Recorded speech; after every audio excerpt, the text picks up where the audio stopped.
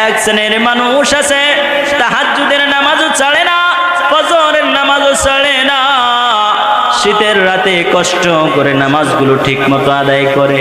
তারা কবরে যাওয়ার পর আল্লাহ রাব্বুল আলামিন ফেরেশতাদেরকে ডাক দিয়ে বলবেন, ফাফরিশু ফিল জান্নাহ ওয়া আলবিসু ফিল জান্নাহ।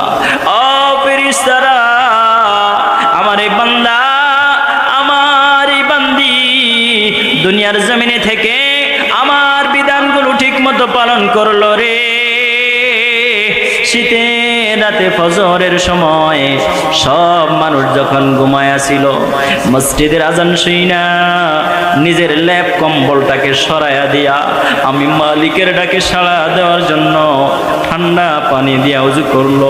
শীতের রাত্রে যখন কোনো মানুষ ঘর থেকে বের হয় না, আমার এই বান্দা ঘর থেকে বের হইয়া মসজিদে আসলো। এরই ফেরেশতারা, আমার বান্দা ওই শীতের সময়ও আমাকে ভুলে নাই, আমার বান্দা ওই শীতের সময় নিজের আরামের চিন্তা করে নাই, আমার বান্দা, আমার বান্দি দুনিয়ায় থাকতে টাইম মতো আমি আল্লাহকে স্মরণ করছে, আজকে আমি তাকে ভুলবো না। ফাফরিশু ফিল জান্নাহ ওয়া আলবিসু ফিল জান্নাহ।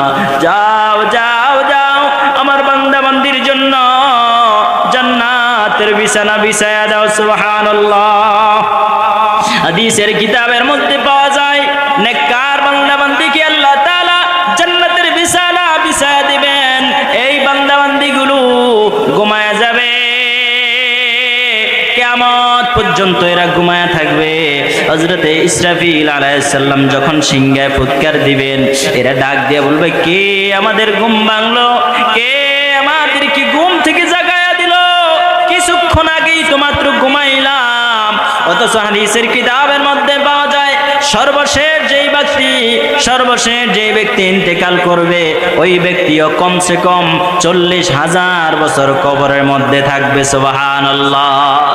40,000 বছর কবরের মধ্যে ঘুমানোর পরেও ইসরাফিল আলাইহিস সালামের সিংহায় ফুৎকার শুনে বলবে, মাত্রই মনে হয় ঘুমাইলাম, কে আমাদের ঘুমটাকে ভেঙে দিল? আল্লাহ রাব্বুল আলামিন বলবেন, বান্দারে, ও বান্দি, তোমরা মাত্র ঘুমাও নাই, হাজার হাজার বছর তোমরা এই জান্নাতি কবরের মধ্যে ঘুমায়াছিলা। সুবহানাল্লাহ।